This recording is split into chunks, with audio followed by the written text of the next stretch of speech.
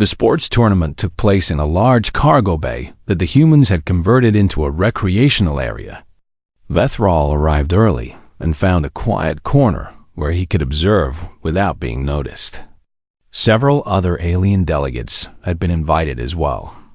They stood in nervous clusters along the walls, watching the humans prepare. Ambassador Katie Brooks spotted him and walked over with a warm smile. She wore loose clothing and had tied her hair back from her face. "Ambassador Vethral, I am so glad you could come. This should be a fun afternoon." "Thank you for the invitation," Vethral replied. "What activities will be taking place?" "Oh, just some friendly games. Volleyball, basketball, maybe some wrestling if people are in the mood. Nothing too serious." A young human man jogged past them, bouncing a round orange ball. He was grinning widely, his skin already glistening with moisture that Vethral knew humans produced when exerting themselves. Other humans were stretching their limbs in ways that looked almost painful, bending and twisting their bodies to prepare for physical activity. The games began shortly after. Vethral watched in silence as two teams of humans faced each other across a net. They struck the ball with their hands, diving to the floor to prevent it from touching the ground. They leaped high into the air, their bodies fully extended, slamming the ball downward with tremendous force. When they missed, they fell hard against the metal floor. They got up immediately and continued playing. A Yemi delegate standing nearby made a small sound of distress. "They throw themselves at the ground," he whispered, "without any protection." "Yes," Vethral confirmed. "This is considered a mild sport." The basketball game was more intense. Humans ran at full speed, colliding with each other, pushing and grabbing for control of the ball. One human fell badly, clutching his ankle. His teammates helped him to the side, where he sat for a few minutes before standing up and returning to the game. "He was injured," Observer Keth noted from Vethral's other side. "Why is he continuing?" "Humans do not stop for minor injuries," Vethral said. "I have read that they often play through significant pain. They consider it a point of pride." But it was the wrestling demonstration that truly disturbed the gathered aliens. Two human males stepped into a cleared circle and began grappling with each other. They threw each other to the ground repeatedly. They twisted limbs and applied pressure holds. Their faces turned red with effort. Their muscles strained beneath their skin, and they were smiling. Both of them were smiling. When one human finally pinned the other, they helped each other up and embraced like brothers. Other humans cheered and clapped. Someone handed them bottles of water, which they drank while laughing about the match. Ambassador Brooks appeared at Vethral's side again. "Are you enjoying yourself?" Vethral chose his words carefully. "I find myself struggling to understand something." "What is that?" Those two men were fighting. They were attempting to force each other into submission. Yet they seemed to hold no anger toward one another. Katie laughed. "Of course not. They are best friends. They wrestle together 3 times a week. They deliberately cause each other pain as a form of bonding." "Well, when you put it that way, it sounds strange. But yeah, physical competition is how a lot of humans connect with each other. It is not about hurting anyone. It is about testing yourself and pushing your limits together." Vethral felt the cold sensation in his chest again. "And if someone is seriously injured during these activities?" Katie shrugged. "It happens sometimes. That is why we have medical staff on standby. But nobody is forcing anyone to participate. People do this because they want to." The tournament continued for several hours. Vethral watched humans exhaust themselves, injure themselves, and push their bodies to the point of collapse. He watched them celebrate victories and accept defeats with equal enthusiasm. He watched them help each other up after every fall. When the event finally ended, he returned to his quarters and sat in darkness for a long time. The next morning, he received an urgent message from Counselor Yem.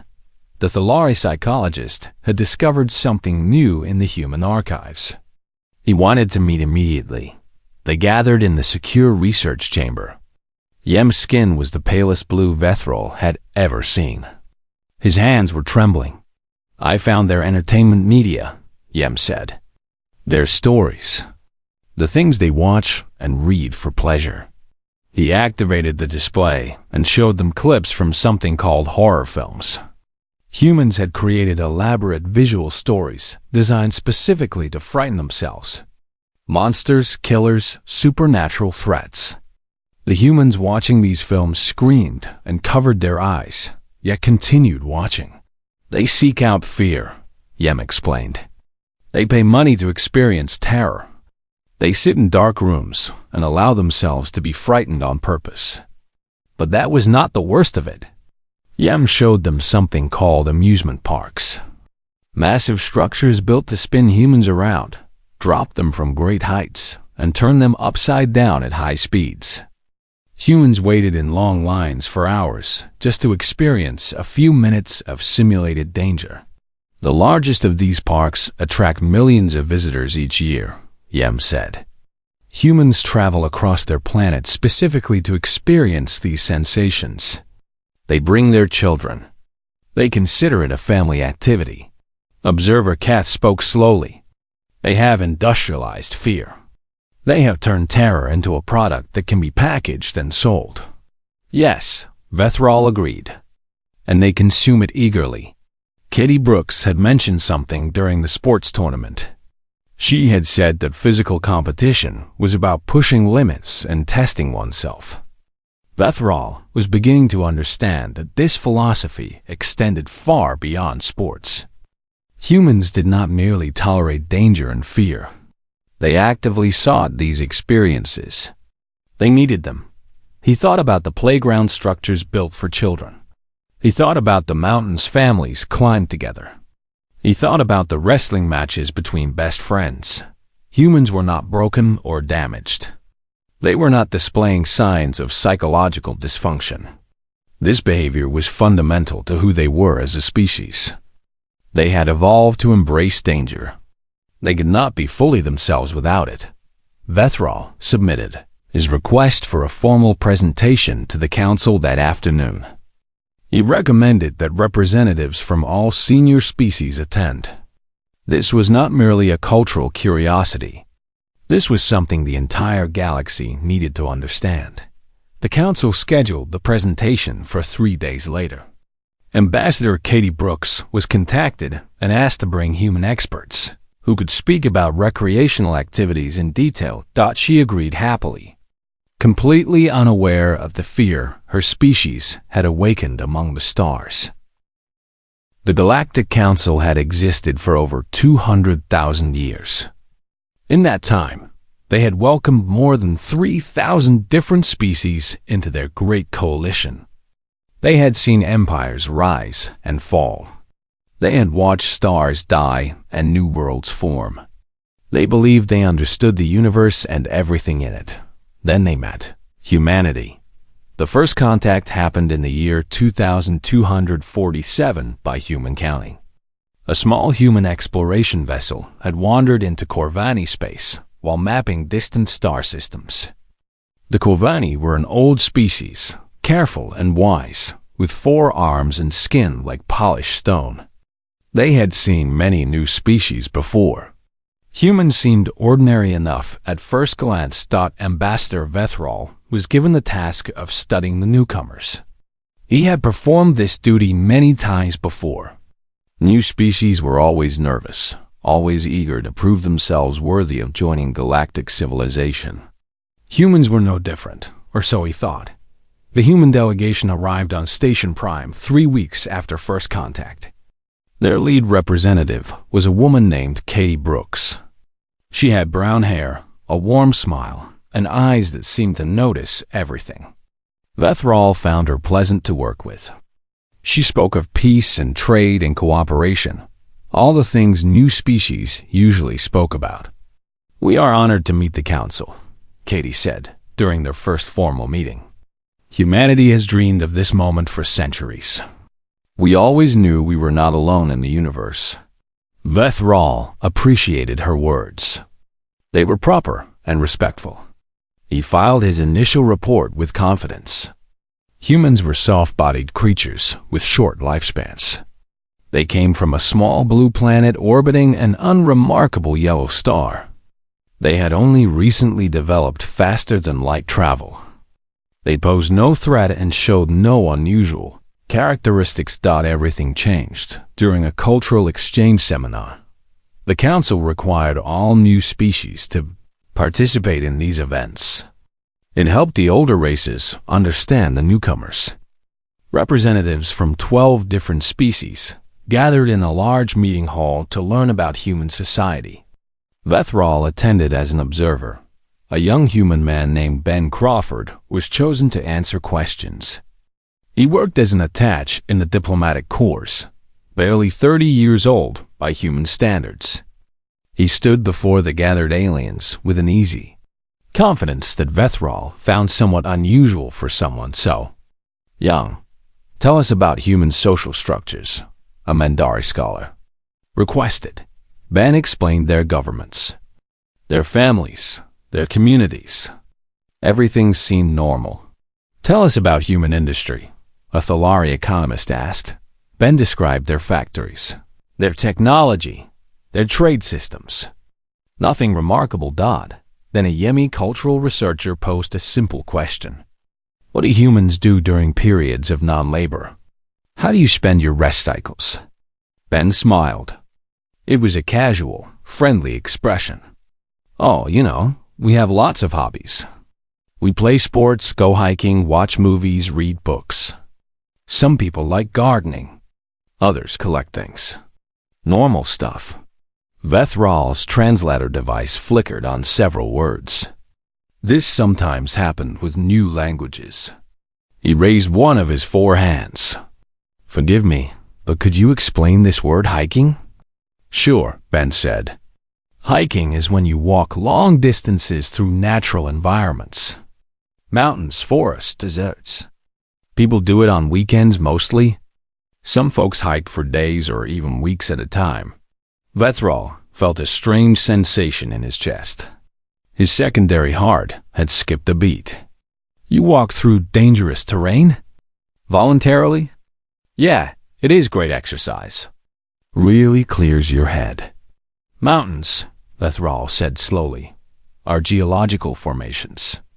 They contain unstable surfaces, extreme temperatures, predatory animals, and sudden weather changes. You walk through them for exercise? Ben laughed. The sound was light and genuine. Wow, when you put it that way, it sounds intense. But yeah, millions of people go hiking every year. Kids do it too. My daughter just completed her first mountain trail last summer. She's only 8. The Mandari scholar made a small choking sound. Several other delegates shifted uncomfortably in their seats. Vethral tried to keep his voice calm. And these sports you mentioned, could you describe them? There are thousands of different sports, Ben said happily. Football, basketball, soccer, tennis, swimming, gymnastics. Some people like combat sports like boxing or wrestling.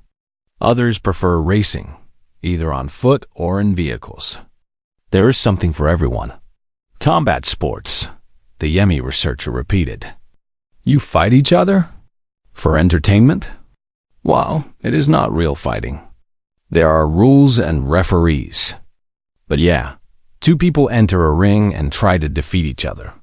Boxing has been around for thousands of years. And the goal is to harm your opponent? Ben considered this. The goal is to win. Sometimes that means knocking your opponent unconscious. But there are weight classes and protective equipment. It is pretty safe, relatively speaking. The room had grown very quiet. Vethral looked at his fellow observers. The Mandari scholar had stopped taking notes. The Thalari economist was gripping the edge of his seat. The Yemi researcher had turned a pale shade of blue, which Vethral knew indicated extreme distress in their species. Thank you, Ben, Vethral said, forcing his voice to remain steady. "This has been most informative." The seminar ended shortly after. Vethral returned to his quarters and sat in silence for a long time. He replayed the conversation in his mind. He told himself that he had misunderstood something. The translator had made errors. Human culture could not possibly be what it appeared to be. He accessed the Galactic database and searched for more information about human recreational activities. He found thousands of files, videos, and documents. He opened the first one. It showed humans jumping from aircraft at extreme altitudes, falling through the sky at terminal velocity before deploying fabric devices to slow their descent. They called it skydiving. The humans in the video were laughing and cheering. Vethral closed the file. He sat motionless for several minutes. Then he opened another file. And another. And another. 3 hours later, he submitted a formal request to the council. He asked for permission to conduct a full investigation into human recreational customs. He marked the request as Priority Level 3, which indicated potential species-wide concern. The council approved it within the hour. That night, Vethral could not sleep. He kept thinking about the young human attached, about the casual way he had described walking through deadly terrain and fighting for entertainment. He kept thinking about the 8-year-old girl climbing her first mountain. He had studied over 40 new species during his long career. He had seen warriors and predators and hive minds. None of them had ever made him feel the cold fear he felt now. Something was very wrong with humanity. He just did not know what it was yet. Vethral assembled his research team within 3 days. He chose carefully from the most experienced xenanthropologists in the council. Dr. Prolix was a Mendari scholar with 17 decades of experience, studying primitive and emerging species. Counselor Yem was a Thalari psychologist who specialized in understanding unusual cultural behaviors. Observer Keth came from the Varax, a species known for their unshakable calm and analytical minds. They gathered in a secure research chamber deep within Station Prime. Vethral had requested privacy protocols. He did not want rumors spreading before they understood what they were dealing with. "We are here to study human recreational activities," Vethral began. "The council has approved a full cultural assessment." "Recreational activities?" Dr. Prolix asked. She was old even by Mendari standards, her gray skin weathered by time. "This seems like a simple matter. Why the secrecy?" Vethral activated the display screen. "I will show you what I have found so far. Please remain calm." He played the first video. It showed humans in colorful suits throwing themselves off cliffs and gliding through the air using fabric wings. They swooped between rock formations at incredible speeds, sometimes passing within arm's length of solid stone. The humans were whooping and screaming with what appeared to be joy. "This is called wingsuit flying," Vethral explained.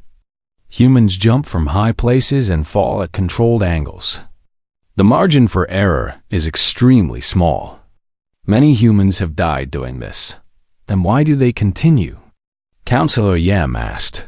"Because they enjoy it." The room was silent. Vethral played another video. This one showed humans riding small boards on massive walls of water. The waves towered above them, threatening to crush them at any moment. Some humans fell and disappeared beneath the churning foam. Others emerged laughing on the other side. "This is called surfing," Vethral said. Humans seek out the largest and most dangerous waves they can find. They consider it a sport. Dr. Prolix leaned forward, her 4 eyes narrowing. "Perhaps these are especially trained individuals. Military personnel or professional risk-takers. No. These are ordinary citizens. They do this during their time away from work. They pay money for the opportunity." Observer Keth, who had remained perfectly still until now, spoke in his deep, rumbling voice. "Show us more." Vethral showed them more. He showed them humans climbing frozen waterfalls with nothing but metal picks and determination. He showed them humans racing vehicles at speeds that turned any accident into certain death. He showed them humans diving deep into dark ocean waters, where crushing pressure and predatory creatures waited. He showed them humans running through obstacle courses designed to test every limit of their bodies. The research team watched in growing horror. "This cannot be accurate," Counselor Yem finally said. His skin had turned the pale blue of extreme stress. "These must be criminals. Condemned individuals forced to perform these acts." "They are volunteers," Vethral replied. "They sign forms accepting the risk. They train for years to participate. Parents encourage their children to begin these activities at young ages." Dr. Prolix stood abruptly. "I need air. I cannot continue watching this." "There is more," Vethral said quietly. "Much more." He showed them footage of something called a playground. It was a structure built specifically for human children. Young humans climbed to dangerous heights, swung on moving platforms, and hung upside down from metal bars. They fell constantly, striking the ground and bouncing back up to try again. They were laughing the entire time. "The adults watch this happen," Vethral said. "They encourage it. They build these structures in every community, specifically so children can practice risky behavior from the earliest possible age." Dr. Prolix excused herself from the project permanently. She submitted her resignation that evening, citing psychological distress. Vethral did not blame her. The remaining team members continued their investigation. They worked through the night, reviewing thousands of files from human media archives. They discovered something called the Olympics, a global event where humans competed to push their bodies beyond normal limits. They found records of something called the Tour de France, where humans rode vehicles, called bicycles, up mountains for weeks at a time. They learned about marathons, triathlons, and ultra-endurance races that lasted for days. But the worst discovery came near dawn. Counselor Yem found a category of human recreation called extreme sports. Within it was a subcategory called free solo climbing. The video showed humans ascending sheer rock faces thousands of feet high using only their hands and feet. No ropes, no safety equipment, no protection of any kind. "If they fall, they die," Yem said, his voice barely above a whisper. "There is no possibility of survival." "Correct," Vethral confirmed, "and yet they do it anyway. Many humans consider it the purest form of their sport. They say the risk is what makes it meaningful." Observer Kath finally broke his long silence. "I have studied 943 species during my career. I have encountered predators who kill for pleasure. I have documented warriors who embrace death in battle. I have analyzed hive minds that sacrifice individuals without hesitation." He paused, his massive form trembling slightly. "I have never encountered anything like this.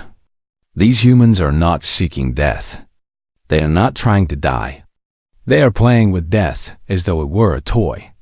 They dance on the edge of oblivion and call it fun." Vethral nodded slowly. "Now you understand why I requested this investigation." "What do we tell the council?" Yem asked. "The truth. We tell them that humanity has evolved a relationship with danger that no other species possesses. They do not avoid risk. They seek it out. They have turned survival itself into a game." The team worked for 3 more days, compiling their findings into a formal report. They documented over 2,000 distinct human recreational activities that involved significant physical danger. They calculated injury rates, death statistics, and participation numbers. The data was overwhelming. On the 4th day, Vethral submitted their preliminary findings to the council. He requested an emergency closed session to discuss the implications. The council agreed immediately. As Vethral prepared for the meeting, he received a message from the human delegation. Ambassador Katie Brooks was inviting him to observe something called a sports tournament that the human staff was organizing. She thought it might help strengthen diplomatic relations. Vethral accepted the invitation. He wanted to see these humans in action. He wanted to understand what drove them to embrace danger so completely. He told himself he was ready. He told himself nothing could surprise him anymore. He was wrong. The Grand Chamber of the Galactic Council could hold over 500 representatives. On the day of the human presentation, every seat was filled. Species from across the known galaxy had gathered to hear about human recreational customs. Most of them did not understand why this topic warranted such attention. They would learn soon enough. Ambassador Katie Brooks stood at the central podium, looking small but confident before the massive assembly. She had brought a colleague named Nick Palmer to help with the presentation. Nick was a tall human male with broad shoulders and an easy smile. He had been described as an expert in something called extreme sports. Vethral sat in the front row, watching the gathered delegates carefully. He had warned a few of his closest colleagues about what they might hear today. Most had dismissed his concerns. Humans seemed so harmless, so friendly. Surely their recreation could not be as alarming as Vethral suggested. "Thank you all for coming," Katie began. "We are honored to share our culture with the Council. Today, Nick and I will explain how humans spend their leisure time. We hope this will help you understand our species better." She activated a display screen showing images of humans engaged in various activities. Running, swimming, playing games.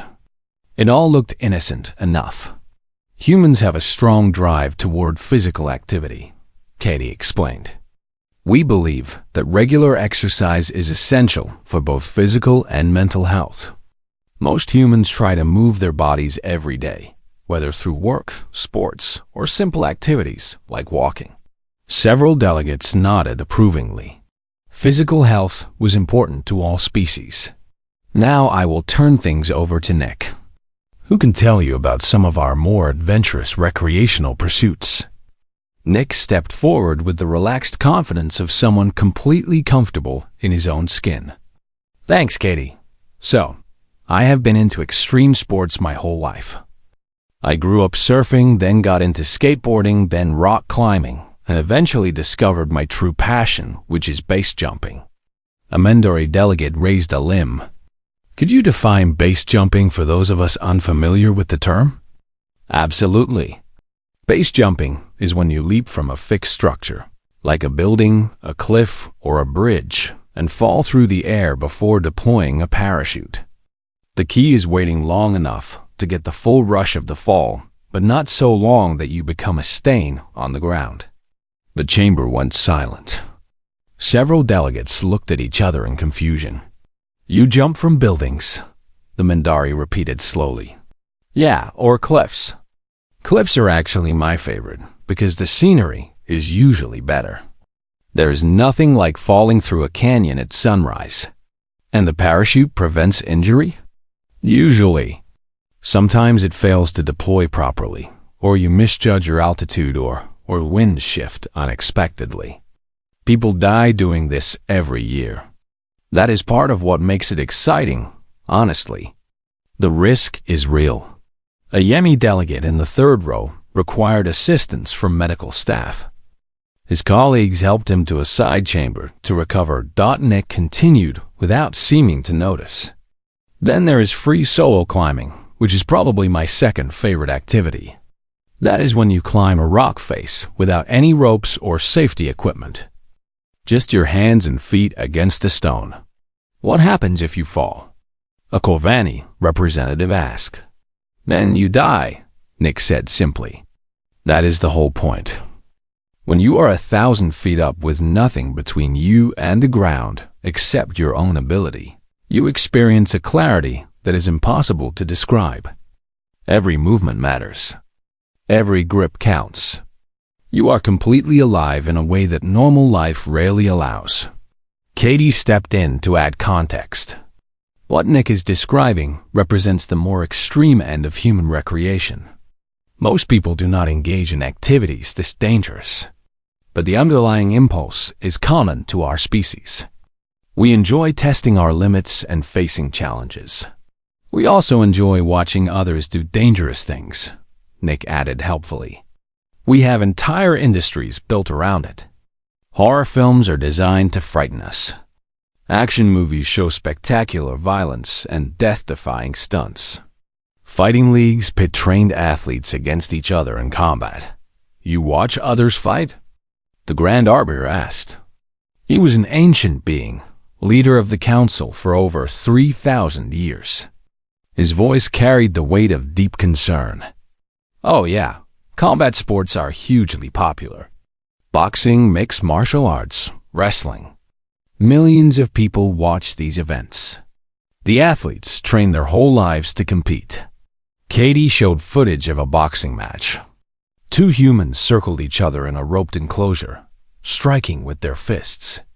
One human hit the other so hard that he fell to the ground and did not get up for several seconds. That is called a knockout, Katie explained. The goal is to render your opponent unconscious. More delegates required medical attention. Nick seemed to realize that his audience was struggling. He smiled reassuringly. Look, I know this probably seems intense to you, but these activities are completely voluntary. Nobody forces anyone to do these things. We do them because they make us feel alive. They give us purpose and meaning.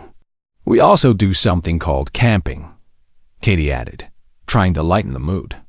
That is when we voluntarily leave our homes to sleep outside in wilderness areas.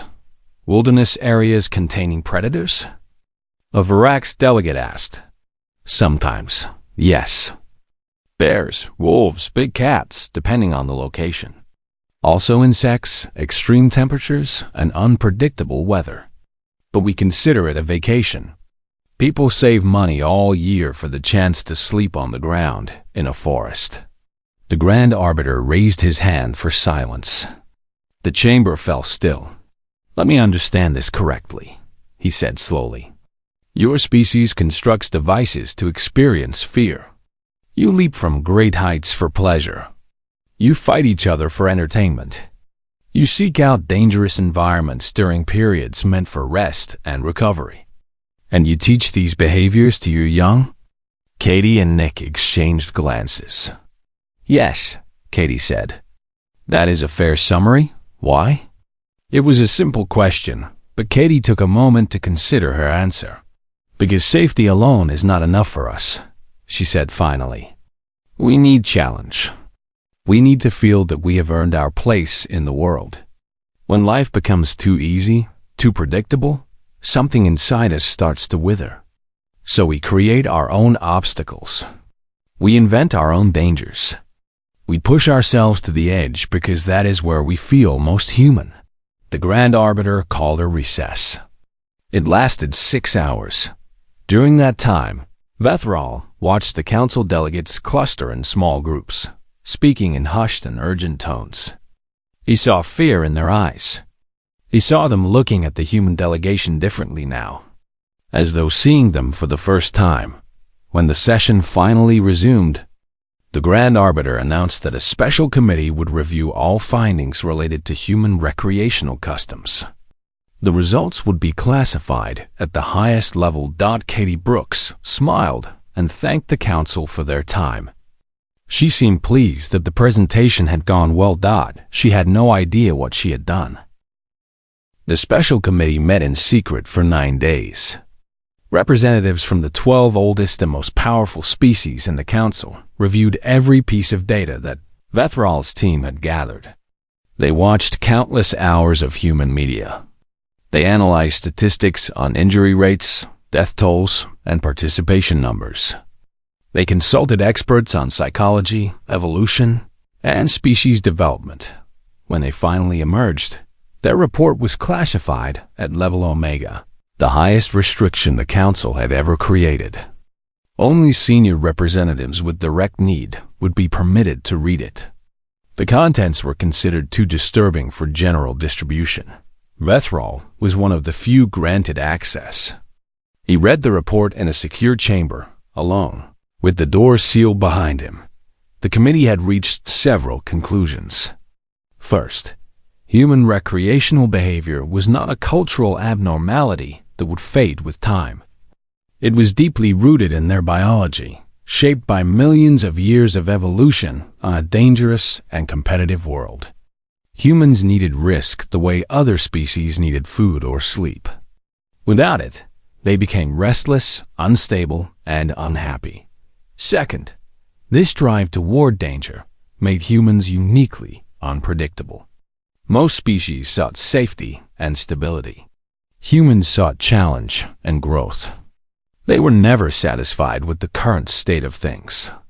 They always wanted more, always pushed further, always reached higher.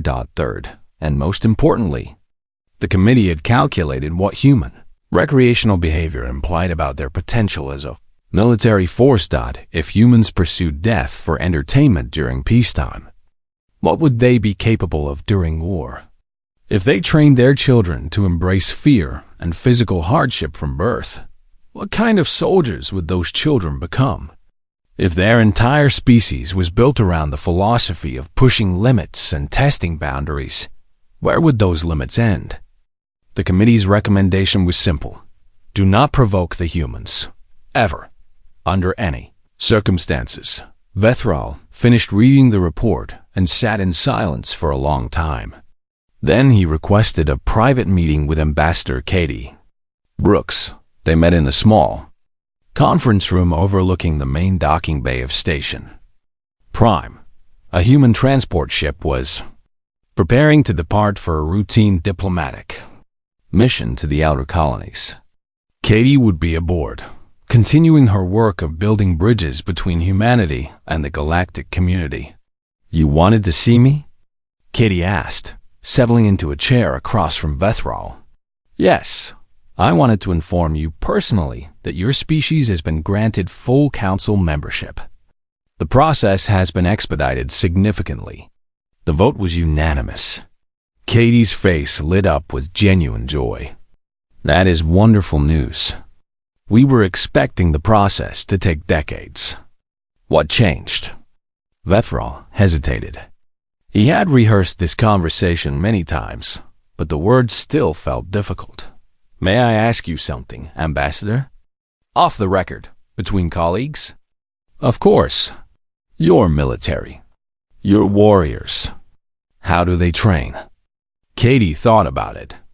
"Well, they run obstacle courses, practice combat techniques, build endurance through difficult exercises. Basic training is designed to push recruits to their limits. It is demanding, but necessary to prepare people for service. And these training activities," Vethral said carefully, "how do they compare to your recreational pursuits?" Katie laughed softly.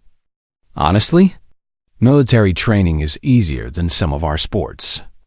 There are safety protocols, medical supervision, controlled environments. Recreation is where people really challenge themselves. Some of the ultramarathon runners or extreme climbers I know would consider basic training a warm-up." Vethral felt a chill pass through his body. He had suspected this, but hearing it confirmed was something else entirely. "Ambassador," he said slowly, "your species fights wars for survival, like all species do. But you pursue death for entertainment. You have made danger into a hobby, a game, something you teach your youngest children before they can even speak properly." Katie's smile faded slightly. She was beginning to understand. "You are afraid of us," she said quietly. "I am terrified of you," Vethral admitted. "And not because of your weapons or your ships. Those we understand. We have faced weapons and ships before. We know how to calculate military threats and balance power between species." He paused, choosing his next words with care. "We are terrified because when the universe presents you with peace, you invent new ways to challenge oblivion. Your boredom is more dangerous than our wars." Katie was silent for a long moment. Through the window behind her, Vethral could see the human transport ship completing its preparations. Young human crew members moved across the docking bay, laughing and joking with each other. They looked so ordinary, so harmless. "We do not see it that way," Katie finally said. "To us, these activities are about living fully, experiencing everything life has to offer, testing ourselves and growing stronger." "I understand," Vethral replied. "That is precisely what frightens us. You cannot help what you are. This drive toward danger is written into your very cells. And someday, when you have conquered every mountain on every world, when you have jumped from every cliff and swum with every predator, you will look for new challenges." He met her eyes directly. "What happens when the universe itself becomes boring to you?" Katie had no answer. They said their farewells shortly after. Vethral returned to the council chambers and submitted his final recommendations. Humanity would be welcomed as full members of the galactic community. They would be given access to trade routes, technology exchanges, and diplomatic partnerships. And they would be watched carefully, constantly, for as long as the council existed. The human recreation report was archived alongside the most dangerous documents in galactic history. A new classification was created specifically for humanity, species of exceptional concern. The designation carried no official penalties or restrictions. It simply meant that every interaction with humans would be handled with extreme caution. Years later, Vethral would sometimes think about that conversation with Katie Brooks. He would wonder if he had been too harsh, too fearful.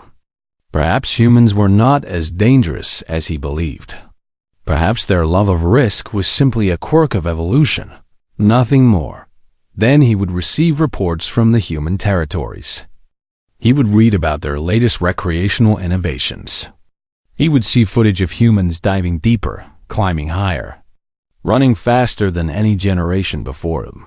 And somewhere in those reports, there was always something that reminded him why the council had been right to fear, like the message he received one quiet evening from a monitoring station near human space. A young woman named Lisa Park had been photographed entering the water at a beach known for dangerous predator activity. When asked why she was swimming in shark-infested waters, she had simply shrugged and said her weekend had been kind of boring. Vethral read the report and felt the familiar chill in his chest. Somewhere in the vast darkness between stars, humanity was still searching for new ways to feel alive. And the galaxy held its breath, waiting to see what they would do next. The end.